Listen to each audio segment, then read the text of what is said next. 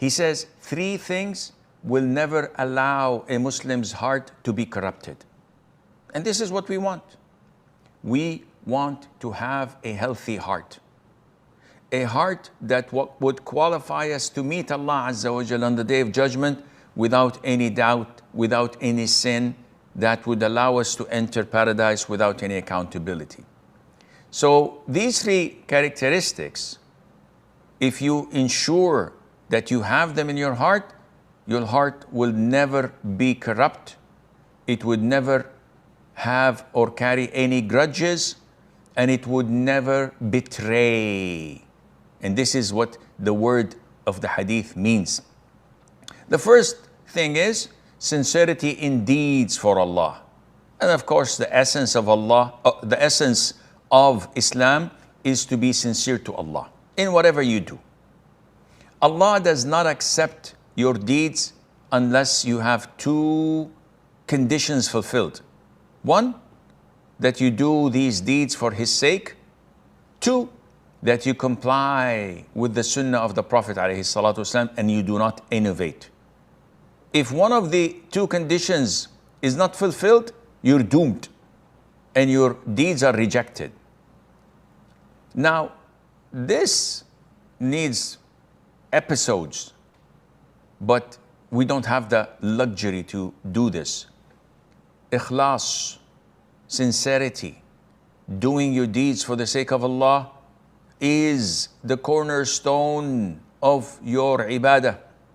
If you don't have it, if you're doing it to show off, if you're doing it to get more followers and more thumbs up and people talk about you, you're doomed.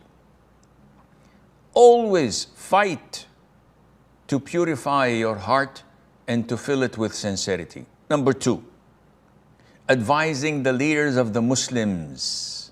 And this is one of the attributes, the most honorable attributes that the heart of a Muslim individual could have.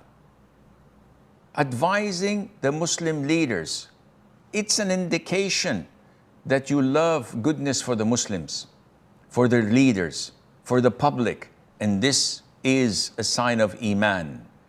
Tamim al-Dari, may Allah be pleased with him, said, the Prophet ﷺ said, the deen, the religion, is nasiha, is advice or sincerity. It can mean both meanings. So we said, advice to whom?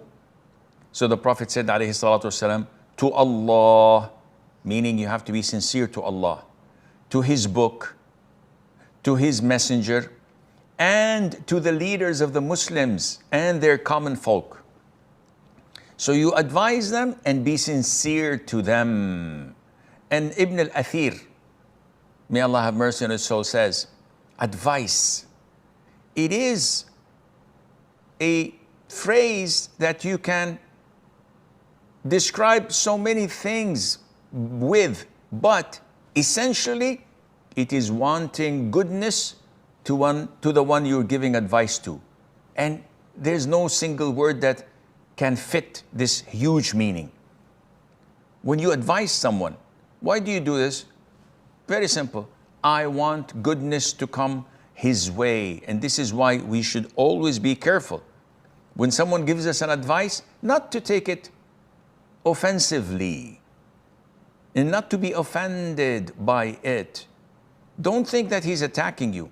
He wants goodness for you. His intention is between him and Allah. Take what is good and leave what is bad. Ibn al-Qayyim says, when you have advice, you cannot have grudges, corruption, and betrayal, because it's totally opposite of these three. So whoever, Ibn al-Qayyim goes on to say, whoever gives advice to the leaders, to the imams, to the rulers, and to the public at large, then his heart is purified from such grudges, corruption, and hatred, and betrayal. Then the Prophet says, alayhi salatu wasalam, thirdly, and staying with their congregation, with the jama'ah, with the community, with the ummah, And Ibn al-Qayyim says, this is a clear sign that your heart has no evil, no corruption, no hatred and no grudges. When you are with the congregation and refusing to be rebellious or to abandon them.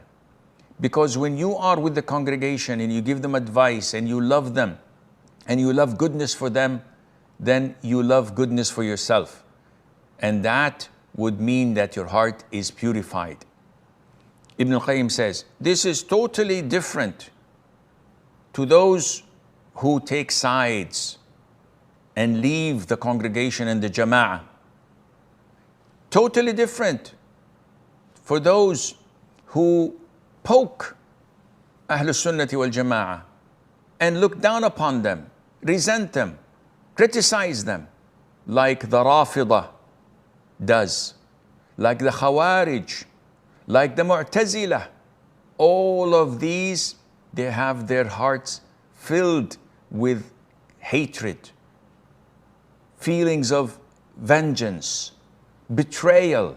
That's why you find the Rafidah the furthest from all people from sincerity and the most corrupt against the Muslim rulers and the Ummah at large, and the furthest from the Jama'ah of the Muslims.